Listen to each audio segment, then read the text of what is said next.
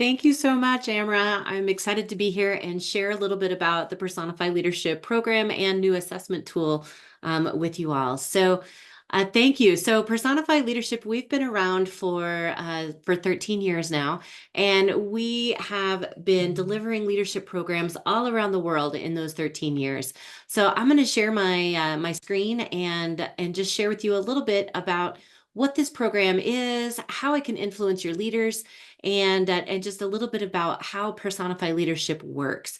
So our logo is really, it follows the model of our program. We wanted something that was very simple and sticky and easy for people to be able to, when they get back, after they go through leadership training, when they get back on the job, it's really easy for them to implement. And so we use the metaphor of the body because really, if you think about it as leaders, we carry these leadership skills around with us every single day on the job, no matter what field you're in. And so we wanted something that was really easy to remember. And again, the parts of the body, everyone's got them, and it's easy to remember those things. So we have multiple programs at Personify Leadership, but everybody starts at our core program. So we have multiple ways to engage with us, and I'm going to share a lot about the program. We have open enrollment trainings. We can do a direct engagement with your organization. We also have a certification program to where you can have your internal trainers be certified in the program, and then they can deliver it internally to your leaders as well. But let's dive into the content itself. So really what our programs are about is that you're going to be exposed to 8 core competencies of effective leadership. And when we were selecting these 8 competencies, we have been working with leaders pre-Personify for many, many years as executive coaches, as team development specialists and whatnot. And really, when we got down to it, when we were selecting the 8 competencies, that was kind of the fun part, deciding like what are the competencies, what do leaders really need to have in order to be successful with those that they lead. So our programs, again, we started the core program, but really what it is it helps leaders deepen their understanding of what it takes to be an effective leader. And so we give them some really key skills and practical how-tos for how to lead others, how to be a people manager. And so as they go through the course, we always tell people, as you go through this, you're going to gain a greater appreciation for where your strengths are, where you're already strongly leading others. But then you're also going to have a lot of opportunity to identify what your development areas are. I developed this course. I am one of the co-authors of it and whatnot. And every time I teach it, lead it, or expose others to it, there's still times where I'm like, oh, you know what? I could probably be doing that skill a little bit better right now. So if you are a lifelong learner, then this is also, no matter what level of the organization you're at, there's something for everybody here in this course.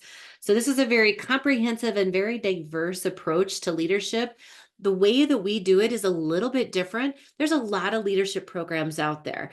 And so we wanted ours to be a little bit different than some of the other programs that are out there. And one of our big differentiators is that we use experiential activities in each one of our modules. And so what that means is I have either engineered or crafted some sort of team building kind of exercise that's experiential in nature that very intentionally surfaces the behaviors that we're about to teach skills in. And research will show that when people are at play, they are their natural true selves. It's almost like we can't help ourselves. And so with these exercises that we have people do, the behaviors that we're about to teach skills in get surfaced really naturally. And when you catch people in their own behaviors, like it's sticky, it imprints on their brains very differently, and it's memorable. And when you catch people, again, doing what we're about to go teach skills, and they're like, oh my gosh, I totally just did that. And I'm like, absolutely. So we debrief every exercise. And after the exercise, we talk about what just happened. Why did that happen? Does this happen back in the real world? And how do you manage that behavior in either yourself or others? And that's what makes it experiential. It makes it fun. And when people are having fun while they're learning, they're going to remember it. So other things, we use video demonstrations. We follow a character named Manny in the course. So Manny, the manager, and we see Manny really evolve as a leader as we go through the 8 competencies. We also use current and relevant case studies so we can see examples of what this looks like back in the real world. We also leverage the leadership that is in the room by great group discussions at their tables and as a large group as well. And then we also allow for some great time for personal reflection within the workshop itself, because we know that not everybody is a verbal processor. Some people really need to go inward and internally, and that's where sometimes the real magic happen is when we are able to reflect on how am I showing up as a leader? What's my personal assessment of where my skills are in this? And this program is grounded in research. We did not make all of this up.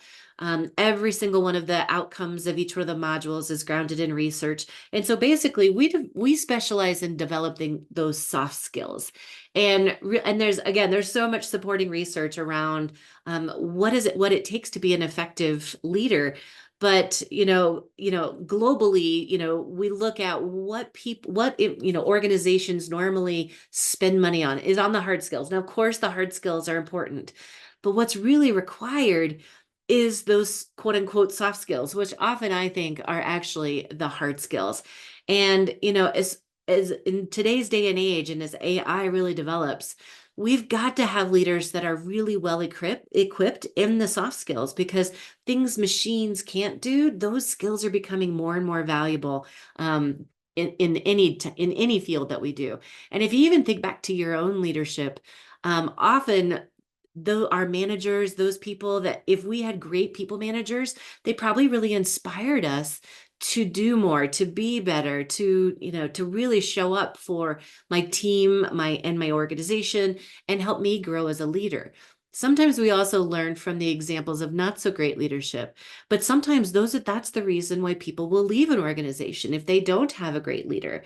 So based on this is why we have partnered with Comparative Agility, and we now have a leadership assessment around these 8 core competencies. And so you're going to see here, this is kind of a visual of what the assessment is. And we're so excited to now have these measurement tools that go with our program, so that you can see, even over an evolution of time, if a leader takes the assessment going through the leadership training, and then they take it 90 days later, now we start to see the measurement. Where are they implementing what they've learned? And how can that impact the organization? So we're so excited for this partnership with Comparative Agility. So all right, now let's dive into the content. So I'm going to go through each one of these competencies and behaviors and really share with you what is it that we teach. So we start with the heart of a leader, and that was really intentional. When we were trying to decide the order of the training and what competencies we want to focus on, we were like, well, maybe we start with eyes and vision. Like, what does leadership look like? And then we're like, nah, we're like, maybe that needs to come at the end. What does leadership look like now that you've had more training? And so really, when it came down to it, we were like, it starts with the heart of a leader. And so in this module, we really do focus on how do we be a leader whose intention is to look out for the best interest of others, for my team, for the organization, not necessarily leaving myself out of the equation, but how do I build trust and respect amongst those that we lead, so that I can empower people to get the most done for the organization, and so that they understand that I'm not just looking out for number one, not just looking out for myself, but I'm looking out for the best interest of my team members, growing others, the organization, all of those things. So this module kicks off with a really lively experiential activity. This is a photo of it here. I don't like to give too much away.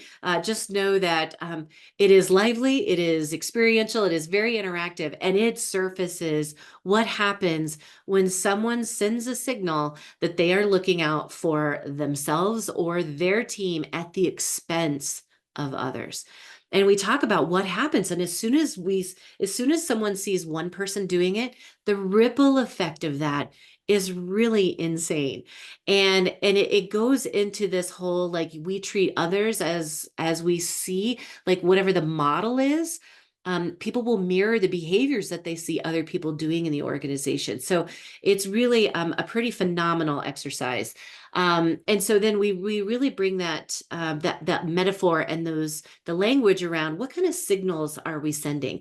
So like we think about self-centric, that's someone who prioritizes what's in their own best interest. Team-centric is someone who is always looking out for their team, making sure they have all the resources and everything that they need, and really demonstrating that I've got your back and that I'm really looking out for you. And then organization centric is somebody that prioritizes what's in the organization's best interest.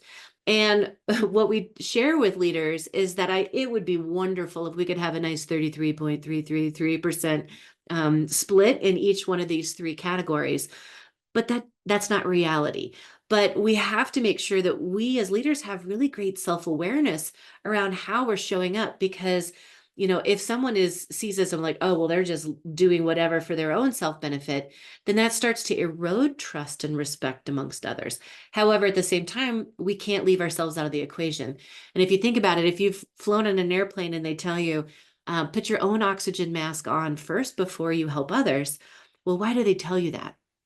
They share that with you, or they tell you that because if you if you don't take care of yourself and you are passed out on the floor, you are no good to anybody else. So as leaders, we also have to have that same mentality to where we have to make sure that we are putting on our own oxygen mask. We are taking care of ourselves and the team and the organization, but not so much to where it's negatively impacting myself as a leader as well. So we really kind of dive into that a little bit more. And then when we talk about how do we build trust and respect amongst others, we talk about if we take those signals and our intent and adding that to acting on behalf of others' best interest, then that's what gains us trust.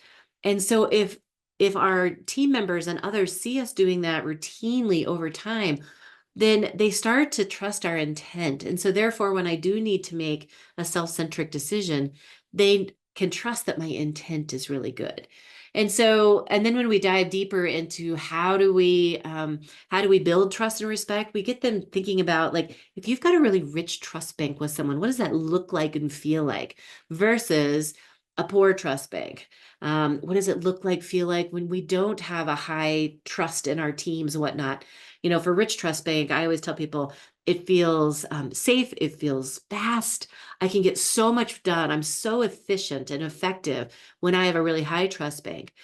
Versus when I don't have trust, it takes so much longer to get everything done because I'm always waiting and like anticipating a negative and whatnot. And it takes so much extra effort and energy for me to actually do my job when we have a poor trust bank. So when we think about that, then as a leader, if I have someone on my team that I have a poor trust bank with, what do I need to do? How can I fix that? How can I increase my level of trust with someone? And so one skill that we teach in this module is to think about, if you can try to divide it into two categories. Try to identify what you don't trust. Is it their character or is it their competence?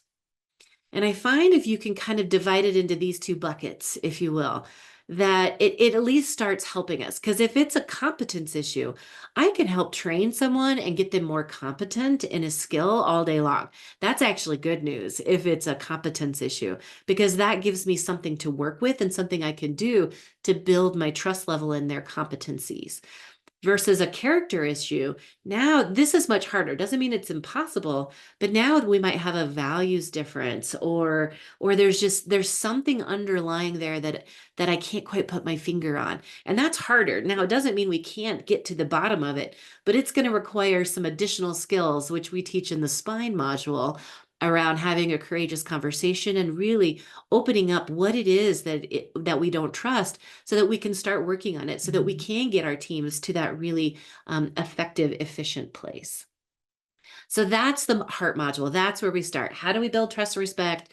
What are the signals that we're sending, and really getting them to evaluate that? And the leadership assessment through comparative agility has multiple questions under that particular competency and that behavior. So you can score yourself, so you can really see if I'm proficient in this already, or if that is a skill that I need to work on. So the next module that we tap into is around the mind of a leader.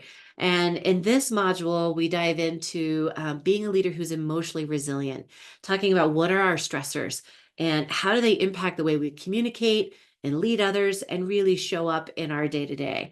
So we introduce a model called the stress curve. And if you look at this, you'll see there's two axes on this stress curve. One is performance, and then the one along the bottom is our stress level. And you can see our performance really does change based on the kind of stress that we have going on. So if you think about too little stress, some of the behaviors, some of the what does it look like or feel like out in the real world if there's too little stress. That's where we can get complacent and bored and things like that. So optimal stress is ideally where we would like to be. We also make the argument that a little bit of stress is actually good for you. That's where performance is actually much higher, because there's the right amount of pressure to get the job done. And so optimal stress is, if you're a list maker, this is where you're checking things off your list. You've got the right time, the resources, you're getting things done to the quality in which you would like them done. And it feels really good it's like you're in the zone in the optimal stress. However, it's not realistic that we're going to stay in that zone every day. So in the too much stress, now you start to see our performance starts to drop a little bit in the too much stress. This is when we start to hit the bad stress. So optimal stress is actually the good stress, but too much stress is where we start to dip into the getting a little bit overwhelmed. I've got too much on my plate. I'm putting in on my plate. I've got putting in way too many hours. I'm up late at night, starting to lose some sleep over things, dropping the ball on a few things, missing some deadlines, and then eventually that goes into the danger zone, which this can be complete and total overwhelm, maybe even amygdala hijacks and complete paralysis sometimes. And this is where it starts to physically affect us. And maybe this is where you're going to have a lot more sick leave start to come in, and people taking mental health days and all of those things. And those are there for a reason. But it's also, as an organization, we have to evaluate, where are our people at on this stress curve? And ideally, we'd love them in optimal. But if we've got people walking around in the danger zone, then we need to figure out, what do we need to do? Lighten the load, or do something, distribute the workload differently to where we can pull people back into one of the other zones, so that we create a healthy work environment for people. So this is a great aha for people. And we have them identify right here in this moment, we have them identify write down 3 or 4 of your current stressors. And then place an X. Where do you think you are on the stress curve? So you could even do this right now here in this webinar, and start thinking about what are some of your current stressors, and then where would you place yourself on this stress curve right now? If I'm being completely honest with myself, I'm probably in the too much stress place right now. I've got a lot of deadlines, a lot of things going on right now. And there's sometimes I just feel like there's not enough time in each day to get everything done. So as a leader, even for myself, I got to figure out, what would I need to do to pull myself back into optimal stress? Because that's where work is fun, where I'm really enjoying what we're doing. So, and then after we have them identify this, we do teach 3 main skills in how to manage stress. We talk about having really great self-awareness around your biofeedback and your behaviors. And then, what does your mind naturally gravitate to? Are you an internal locus of control thinker? Do you naturally go to problem solving mode and to focus on things that are within your control? Or are you more of an external locus of control thinker, where we let our mind start to spiral into the unknown?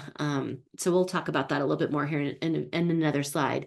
And then we also talk about the value of connection and how important that is as a leader, to be emotionally resilient and to have that as an outlet for yourself. So that internal locus of control, we have a great experiential activity that we have people literally walk through. I have a giant version of this model here as a 16-foot or 3-meter tarp that gets on the ground. And I present different scenarios to the group and have them vote with their feet, basically, and place themselves in one of these 3 zones.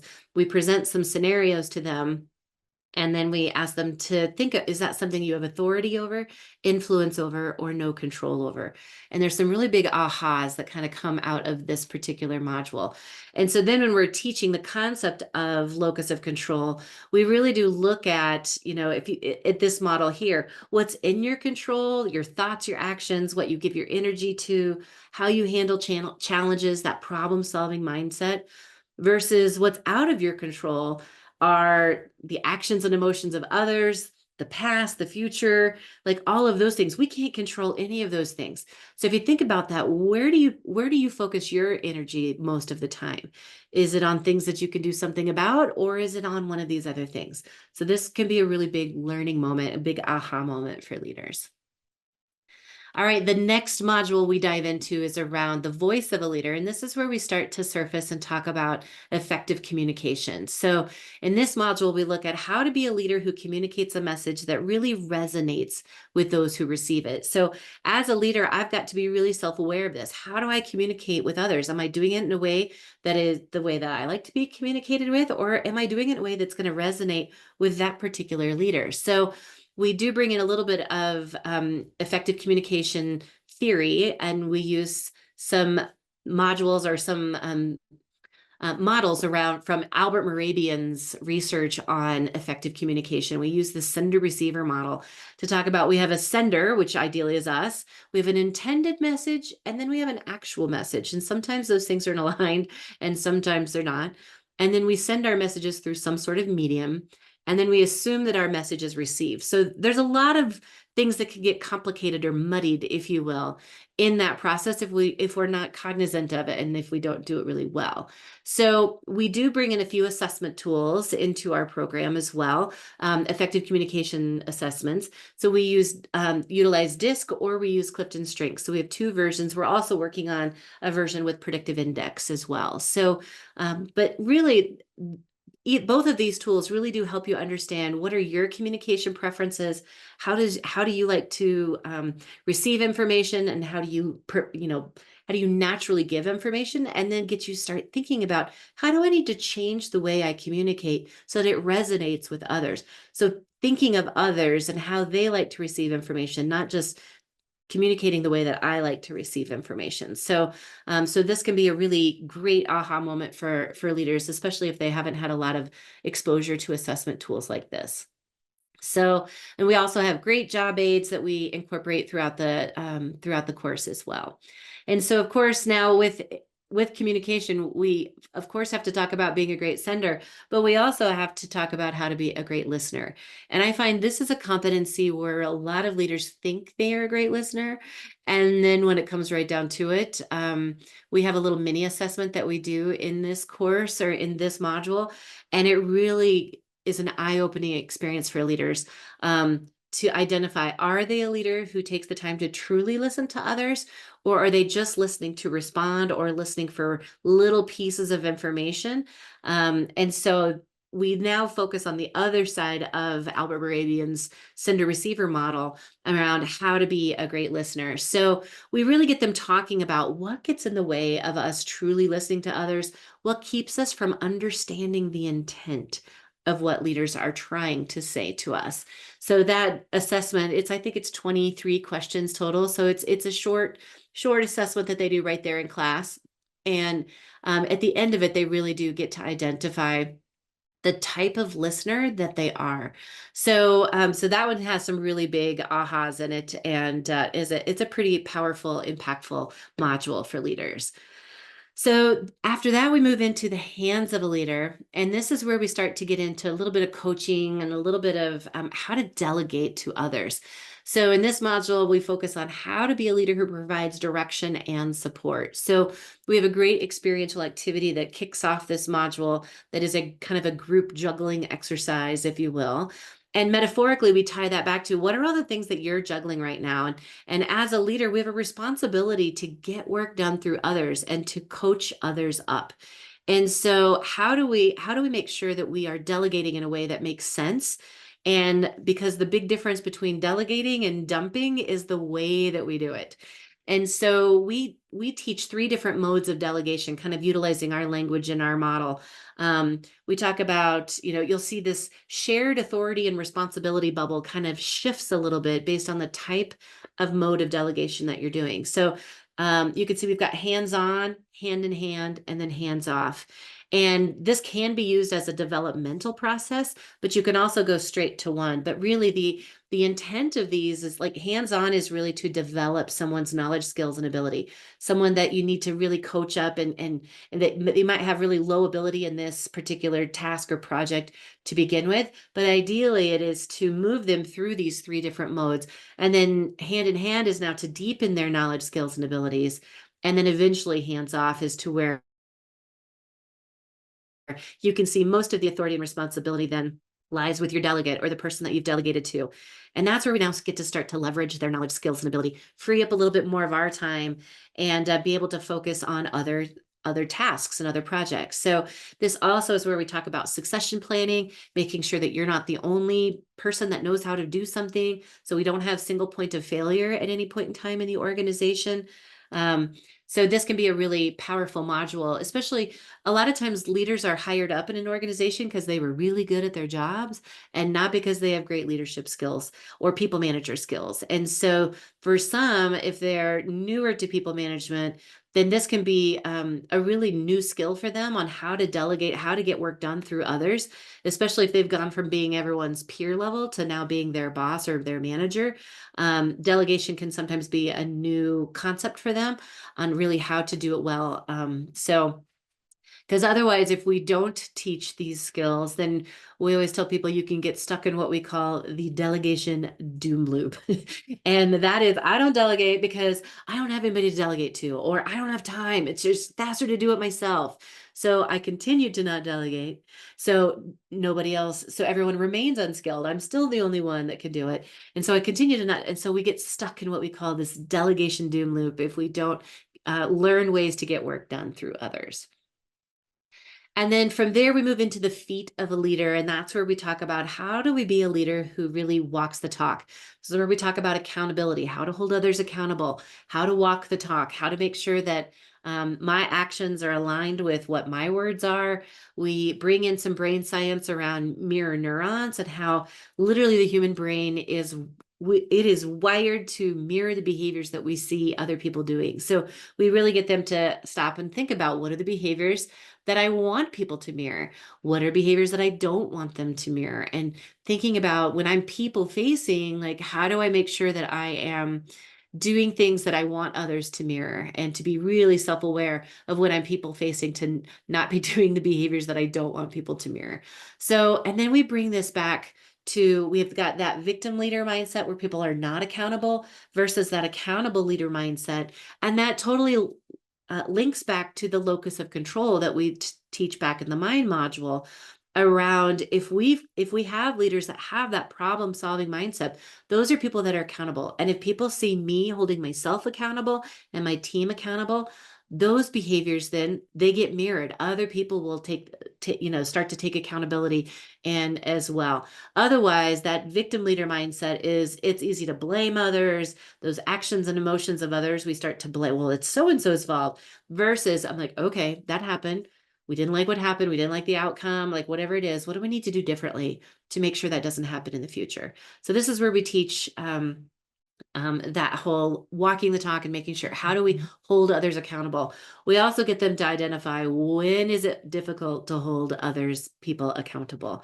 So sometimes naming it can be really empowering, if you will. And this is when it's really difficult to hold other people accountable versus, and then we talk about, well, what happens if we don't?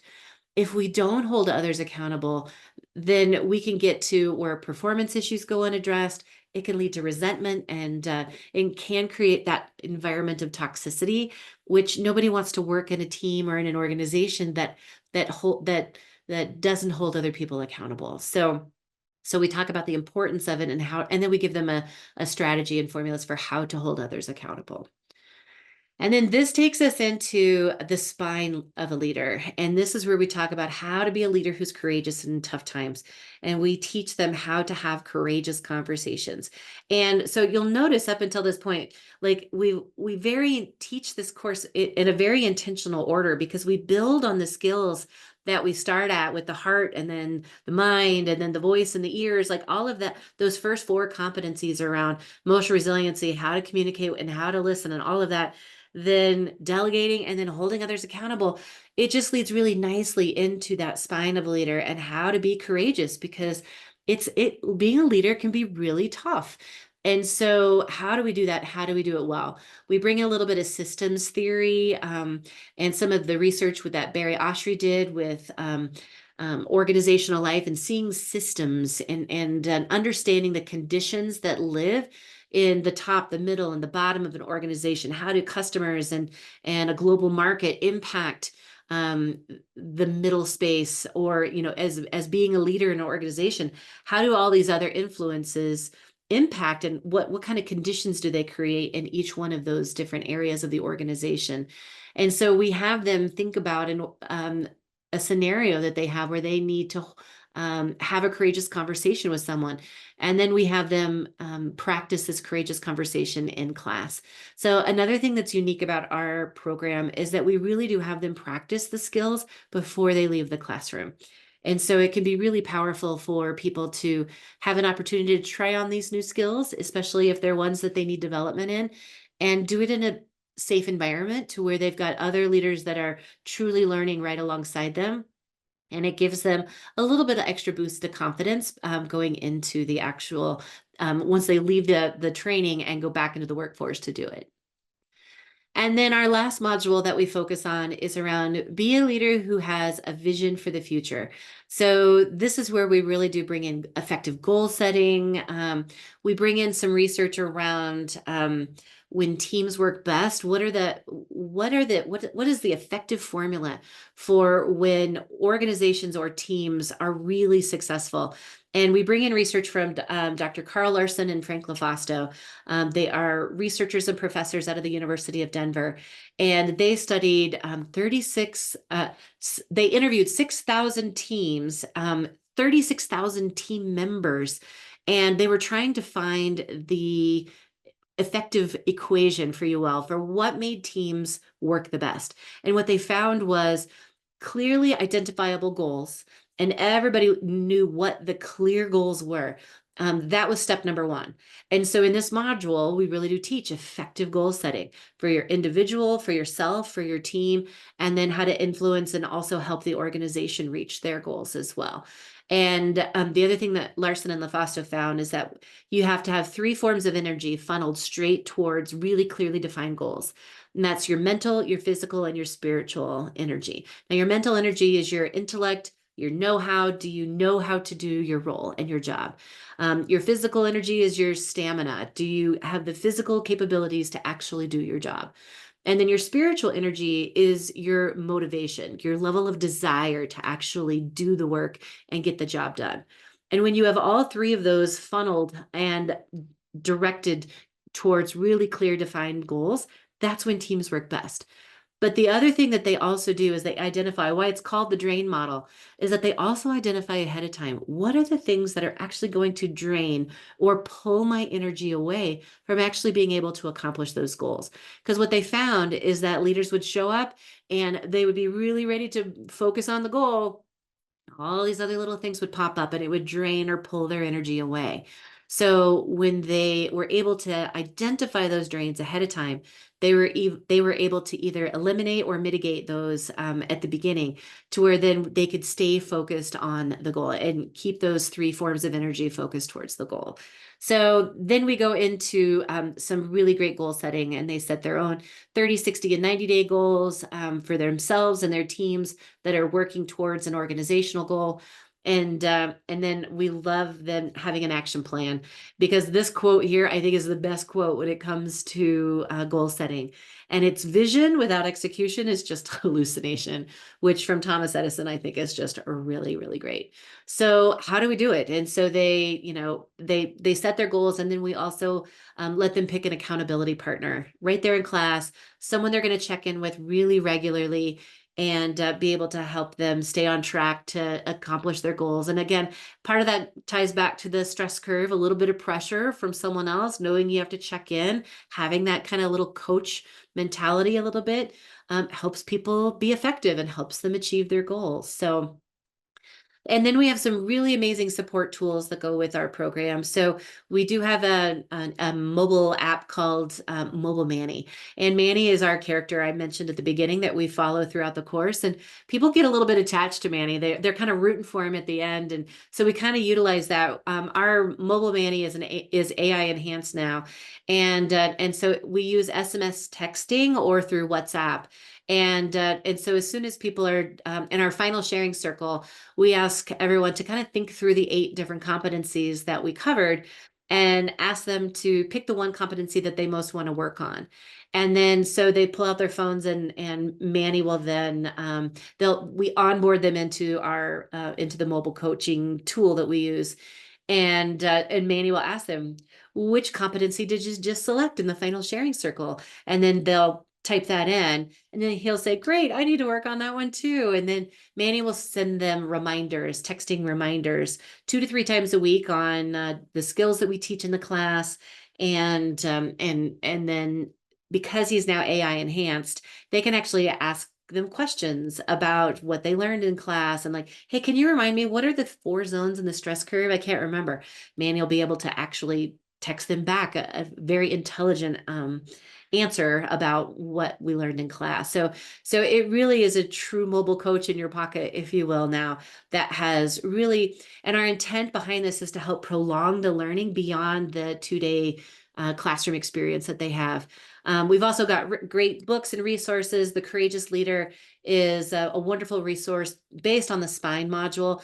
And in that book, there's 13 or 14 different chapters that talk about all the 8 competencies, like the courage to delegate, the courage to hold others accountable. So we use language from all 8 of the other competencies in the book itself to have just another resource tool. And there's great discussion questions that come at the end of the book, so that way, if you want to use it as a lunch and learn or an ongoing team meeting resource for people, that can be really great.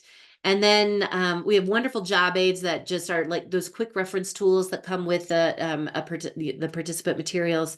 And then they also get access to 12 months worth of leadership articles that usually come out on Mondays or Tuesdays, automatically sent right to their inbox, and intentionally a 2-minute read, because we know that leaders are really busy. And but we always tell them, invest 2 minutes in your ongoing development, because every article links back to one of the competencies and one of the outcomes that we teach in all the competencies.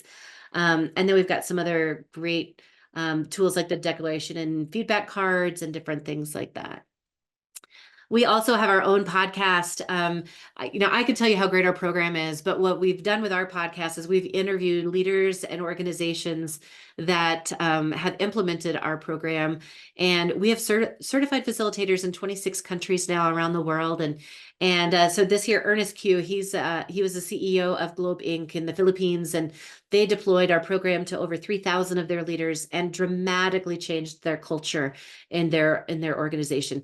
Ernest was already an amazing leader, and really they wanted to focus more on those people skills. They're a very data-driven organization, and they were extremely gifted at data. And what they really needed is to also have their people really gifted at their people skills as well. So now they're starting to implement our deep dive program and a lot of our other programs. So you can go and hear him talk, him and then others that are on our podcast as well. We also have some great other additional tools that we've developed since the core program. One of them is called the conversational 360. I'm like, why are we waiting for performance reviews to get feedback from people? Why aren't we having these conversations on a more regular one-on-one basis? So I designed a deck of like desktop tools for leaders, to where the questions match all 8 of the competencies, but there's 12 questions per competency that really do, they're intended to have these regular one-on-one conversations. So you're not just getting feedback once or twice a year based on your employee engagement surveys or even your own personal performance review. They're designed to get feedback routinely. And this ties really well into our listening module. Are you really listening to the feedback that people are giving you? And then also we talk about that in the spine module, where it can be really courageous to ask for feedback on a regular basis on how people feel that you're performing.